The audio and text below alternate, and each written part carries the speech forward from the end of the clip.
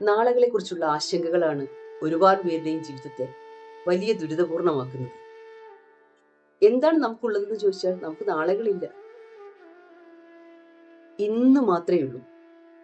ഈ ഇന്നത്തെ ജീവിതം ജീവിക്കാതെ നാളെ എന്താവും, നാളെ എന്തൊക്കെ സംഭവിക്കും, ഇനി എങ്ങനെ മുന്നോട്ട് പോകും എന്നതിനെ കുറിച്ച് ആശങ്കപ്പെടുത്തി ഇന്നത്തെ ജീവിതം ജീവിക്കാനേ മറന്നു.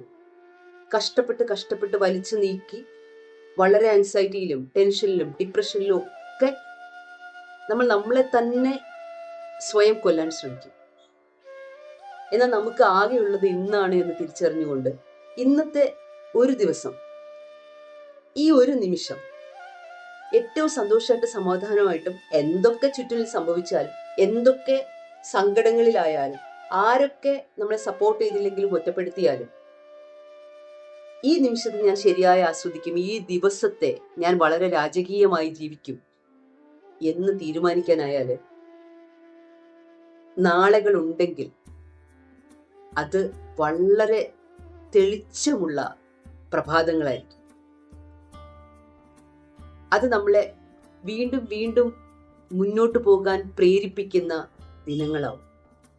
ഇന്നത്തെ തന്നെ ഭക്ഷണമുണ്ടെങ്കിലും ജീവിക്കാനുള്ള സൗകര്യങ്ങൾ ഉണ്ടെങ്കിലും ചുറ്റും ആൾക്കാരുണ്ടെങ്കിലും മറ്റുള്ളവരുടെ പെരുമാറ്റത്തെക്കുറിച്ച് ഓർത്തും മറ്റുള്ളവർ ചെയ്ത ബുദ്ധിമുട്ടുകളെ കുറിച്ച് ഓർത്തും ഒക്കെ നമ്മൾ വേദനിക്കാൻ തുടങ്ങിയാൽ നമ്മുടെ ഇന്ന് വളരെ കഷ്ടത്തിലാവും, നാളുകൾ കൂടുതൽ കഷ്ടത്തിലാവും.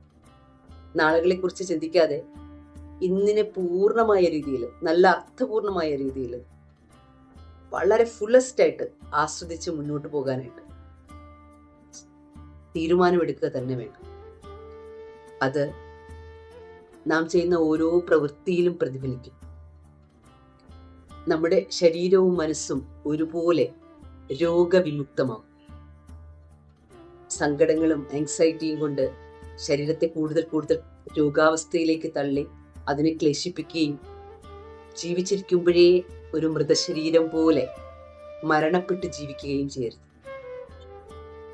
ഇത് നമ്മുടെ ജീവിതമാണ്.